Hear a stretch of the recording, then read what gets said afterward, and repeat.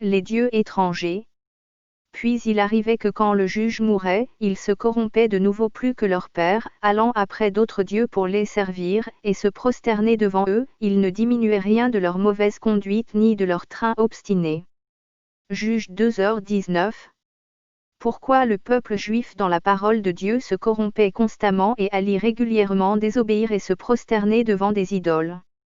Parce qu'ils étaient fortement influencés par les coutumes et cultures des autres peuples qui vivaient autour d'eux. Les divinités que le peuple juif priait étaient les mêmes que les divinités invoquées par les autres peuples voisins.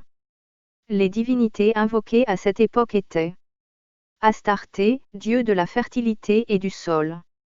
Baal, dieu du sol. Moloch, dieu du soleil. Tammuz, dieu de l'abondance. Mammon, dieu de la richesse. Le culte aux divinités, démons, apportait selon eux des faveurs dans leur vie. Mais les liait à des entités spirituelles. Aujourd'hui, en tant que chrétiens, le scénario se répète malheureusement.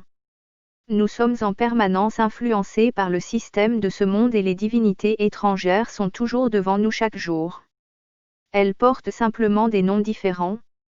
Argent, gloire de ce monde, réussite sociale, astrologie, yoga, méditation, impureté sexuelle, fornication. Actes sexuels contraires à la parole de Dieu, masturbation, fellation, pornographie, sodomie, cunilingus. Nouvelles technologies. Amour des choses de ce monde. Idolâtrie à soi-même, photo en permanence de soi, selfie en permanence. Excès d'alcool. Drogue. Toutes ces pratiques nous poussent à vouer un culte à ces choses, citées plus haut. Comme au temps du peuple juif, l'influence des traductions et cultures d'autres peuples, contraires à la parole de Dieu, peuvent nous influencer, car nous y sommes en contact chaque jour.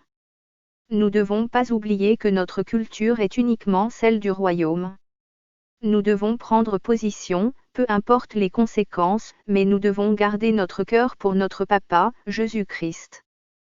Car il revient bientôt et ne prendra pas une épouse sale et nue, mais une épouse nettoyée par son sang et vêtue de vêtements de justice. Sanctifions-nous, notre Maître revient. Maintenant donc ôtez les dieux des étrangers qui sont parmi vous, et tournez votre cœur vers l'Éternel le Dieu d'Israël. Josué 24h23.